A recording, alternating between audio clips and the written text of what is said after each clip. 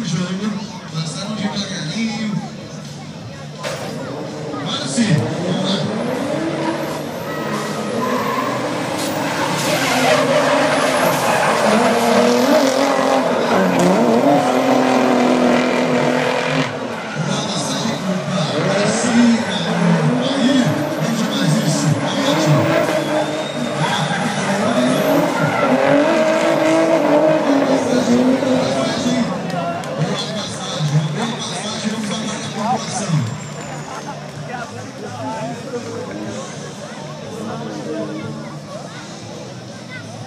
Confesso que fiquei indeciso aqui, hein?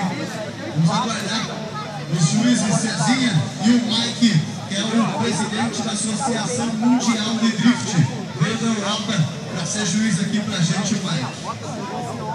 5-5, empatou. Chega que empatou também, empatou. Vamos pra segunda. O desempate pode ser agora. O Japão tá agora o Thiago Romano. O Japão tá agora.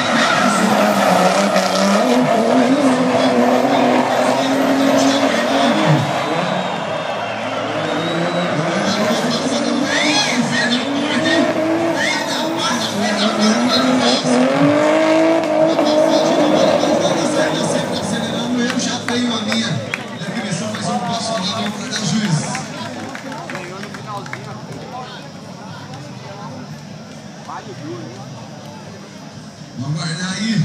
A primeira foi 5-5. A segunda passagem